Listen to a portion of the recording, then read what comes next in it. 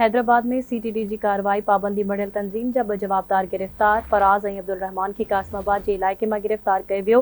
गिरफ़्तार जवाबदारनि जो वास्तो SLA जे जिस्म सां आहे। सीटीडी जी चवणु आहे जवाबदार माल बरदार गाॾियुनि खे नुक़सान पहुचाइण ऐं पेट्रोल बम उछलाइण में मुलविस आहिनि। गिरफ़्तार जवाबदार पाण मुरादो गुमशुदगी अख़्तियार कई हुई। सीटीडी तर्जुमान जो चवणु आहे हैदराबाद में सीटीडी जी कार्रवाई पाबंदी मड़ियल तंज़ीम जा 2 जवाबदार गिरफ़्तार कया विया।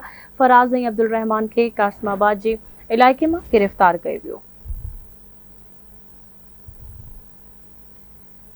एक भेरो ॿीहर मां ख़बर शेयर करे रहियूं। हैदराबाद में सीटीडी जी कार्रवाई पाबंदी मड़ियल तंज़ीम जा 2 जवाबदार गिरफ़्तार कया विया आहिनि। फराज़ ऐं अब्दुल रहमान के कासमाबाद जे इलाइक़े मां गिरफ़्तार कयो वियो। सीटीडी तर्जुमान जो चवणु आहे गिरफ़्तार जवाबदारनि जो वास्तो SLA ऐं जिस्म सां आहे।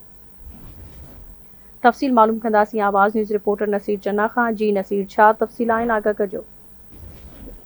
जी बिल्कुल, सीटीडी इंटेलिजेंस कार्रवाई दौरान पाबंदी तंज़ीम जा गिरफ़्तार करण जी दावा कई आहे। सीटीडी तर्जुमान जो चवणु आहे त दहशतगर्द फराज़ ऐं अब्दुल रहमान खे कासमाबाद जे इलाइक़े में गिरफ़्तार कयो वियो आहे। जवाबदारनि जो ताक़त पाबंदी मड़ियल जमायत SLA सां आहे। गिरफ़्तार जवाबदारनि पंजाब वेंदड़ माल बरदार गाॾियुनि खे पिणु नुक़सान पहुचायो हो ऐं पेट्रोल बम उछलाइण वारे मामले में पिणु मुलविस आहिनि। सीटीडी तर्जुमान इहा दावा कई आहे त गिरफ़्तार दहशतगर्द पंहिंजनि साथियुनि सां गॾिजी पुलिस पार्टी ते पिणु हमलो कयो हो ऐं गिरफ़्तार दहशतगर्दनि पाण मुरादो गुमशुदगी अख़्तियार कई हुई।